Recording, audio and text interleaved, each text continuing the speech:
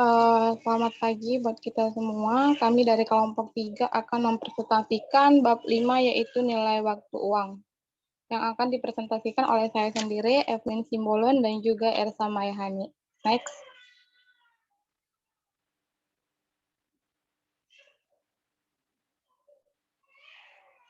Dalam bab ini kita akan mempelajari 18 poin. Yang pertama yaitu kita pelajari dulu nilai waktu uang. Nilai waktu uang adalah suatu konsep pokok yang menjelaskan waktu yang mempengaruhi nilai dari uang. Nilai uang masa sekarang akan berbeda dengan nilai uang di masa depan. Next. Poin-poin yang akan dibahas dalam bab ini. Next. Yang pertama adalah garis waktu. Langkah pertama yang harus kita lakukan dalam menganalisis waktu adalah dengan membuat suatu garis waktu atau bisa disebut juga timeline yang dapat membantu membuat kita membayangkan sesuatu tentang apa yang akan terjadi dalam suatu permasalahan. Yang kedua adalah nilai tentang masa depan. Nilai masa depan adalah suatu jumlah yang akan dicapai suatu arus kas yang berkembang selama jangka waktu tertentu bila dimajemukkan menggunakan tingkat bunga tertentu. Misalnya kita punya $1 untuk saat ini, di masa depan $1 yang kita miliki saat ini bisa menjadi nilainya bisa menjadi lebih tinggi. Dengan cara kita dapat melakukannya dengan menginvestasikannya. Yang kemudian ada nilai sekarang. Nilai sekarang artinya nilai hari ini dari arus kas atau serangkaian arus kas di masa depan yang bertujuan untuk memaksimalkan nilai perusahaan dan suatu nilai usaha yang merupakan nilai sekarang dari arus kas masa depan yang diharapkan. Yang keempat, menghitung tingkat suku bunga. Untuk menghitung tingkat suku bunga, kita dapat menggunakan formula yaitu nilai di masa depan sama dengan nilai sekarang dikali 1 ditambah tingkat suku bunga per tahun pangkat periode di masa depan. Next. Yang kelima, menghitung jumlah tahun. Untuk mengetahui waktu yang dibutuhkan untuk mengakumulasi uang dalam jumlah tertentu dengan dana awal yang diberikan dan tingkat pengembalian yang akan kita terima atas dana tersebut, maka kita dapat menggunakan formula yang sebelumnya. Yang keenam, anuitas. Anuitas serangkaian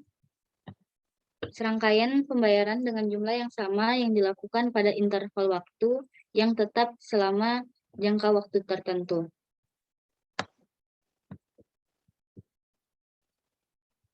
Kemudian poin yang ketujuh ada nilai masa depan dari anuitas biasa yang artinya anuitas biasa disebut juga dengan ditangguhkan, di mana pembayarannya terjadi setiap akhir periode. Untuk mengetahui nilai masa depan dari anuitas biasa, kita dapat menggunakan rumus FVAN atau nilai masa depan dari suatu anuitas selama masa periode yang digambarkan dengan N sama dengan jumlah pembayaran dikalikan dengan 1 ditambah suku bunga dipangkatkan dengan N atau masa periode yang selama berlangsung dikurang 1 dibagikan dengan tingkat suku bunga. Nah, dari hasil itu nanti kita akan mendapatkan nilai masa depan dari anuitas biasa. Next.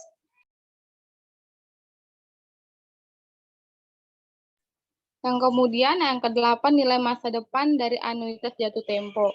Yang artinya anuitas jatuh tempo adalah pembayaran yang dilakukan awal periode dan karena pembayarannya yang dilakukan di awal periode maka semua pembayaran akan mendapatkan bunga untuk satu periode tambahan.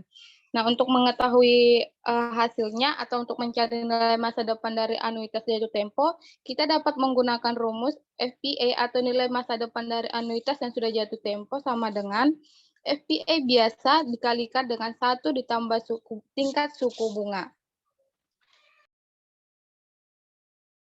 Yang kemudian yang nomor 9 ada nilai sekarang dari anuitas biasa. Nilai sekarang dimaksudkan untuk mengetahui nilai saat ini dari sejumlah uang yang akan dibayarkan atau diterima dalam interval waktu tertentu selama periode yang telah ditentukan.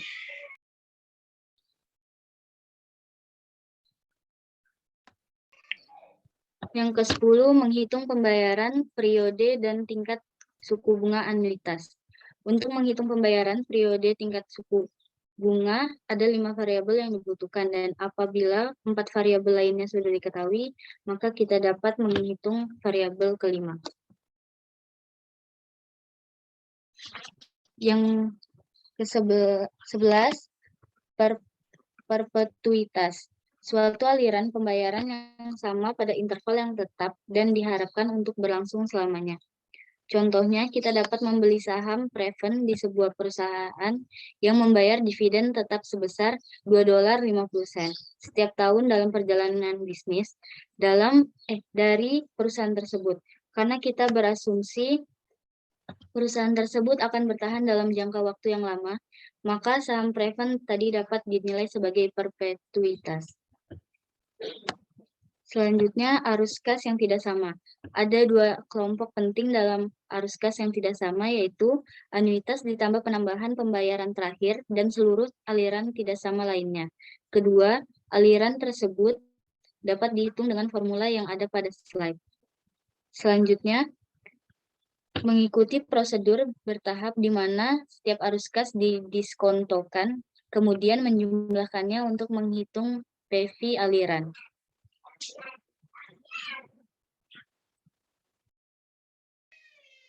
Yang kemudian yang poin 13 ada nilai masa depan dari aliran arus kas yang tidak sama, yang artinya arus kas didiskontokan untuk menghitung nilai sekarang, tetapi dimajemukkan kembali untuk menghitung nilai masa depan. Menghitung nilai masa depan aliran dengan menggunakan pendekatan bertahap. Pendekatan tersebut dapat diterapkan untuk setiap aliran arus kas, bahkan aliran arus kas yang memiliki arus kas nol atau negatif. Next. Poin 14 yaitu menghitung tingkat suku bunga dengan arus kas yang tidak sama. Jika nilai sekarang, besar pembayaran dalam tiap periode, dan jumlah periode sudah diketahui, maka kita dapat mencari tingkat suku bunga dengan langkah sederhana, yaitu kita cari dulu nilai masa sekarang, dua nilai masa sekarang, yaitu yang lebih besar dan lebih kecil dari nilai sekarang. Dari nilai sekarang yang kita inginkan, dengan cara memasukkan sembarang nilai ke tingkat suku bunga. Lalu kita masukkan ke dalam rumus nilai sekarang dari anuitas. Jika nilai masa sekarang yang didapatkan lebih besar, kita dapat menaikkan tingkat suku bunga agar mendapat nilai masa sekarang yang lebih rendah ataupun sebaliknya. Yang ke-15 ada pemajemukan setengah tahunan dan periode lainnya. Yang artinya proses aritmatika dalam menentukan nilai akhir suatu arus kas atau serangkaian arus kas jika bunga ditambahkan 2 kali dalam setahun atau dibayarkan per 6 bulan. Contohnya obligasi setengah tahun, pinjaman mahasiswa, juga pinjaman kendaraan yang dibayar tiap bulannya. Poin ke-16, membandingkan tingkat suku bunga. Yang pertama ada tingkat bunga nominal, tingkat bunga yang diberikan, dikontrakan, atau dinyatakan. Kedua, tingkat tahunan efektif, tingkat yang akan menghasilkan nilai masa depan yang sama dalam pemajemukan. Pemajemukan tahunan seperti pemajemukan yang sering pada tingkat nominal tertentu. Jika suatu pinjaman atau investasi menggunakan majemuk tahunan, maka tingkat nominalnya menjadi tingkat efektifnya. Jika pemajemukan terjadi lebih dari sekali dalam setahun, tingkat EFF persen menjadi lebih tinggi dari INOM. Yang ketiga, tingkat tahunan efektif dari tingkat nominal dan jumlah periode pemajemukan per tahun dengan pemajemukan per tahun. Poin ke-17, periode bilangan pecahan. Misal kita mendepositkan $100 di bank yang membayarkan tingkat nominalnya 10%, tapi menambahkan bunga harian berdasarkan 365 hari dalam setahun. Uang yang dimiliki selama 9 bulan adalah tingkat periodik yang kita dapat cari dengan rumus I per sama dengan 0,10 per 365 sama dengan 0,000273 per hari.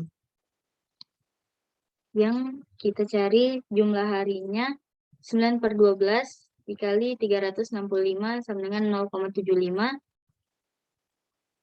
kali 365 sama dengan 273,75 yang kita bulatkan menjadi 274. Jumlah akhirnya $100 dikali 1,00027393 pangkat 274 sama dengan 107,79 Jika meminjam $100 dari bank yang tingkat nominalnya 10% per tahun atau bunga sederhana, jika pinjaman telah diterima sejak 274 hari yang lalu, maka besar bunga yang harus dibayarkan sebesar $7.51. Poin ke-18, pinjaman diamortisasi. Pinjaman yang dilunasi dengan pembayaran yang sama sepanjang masa peminjaman secara bulanan, kuartalan, ataupun tahunan.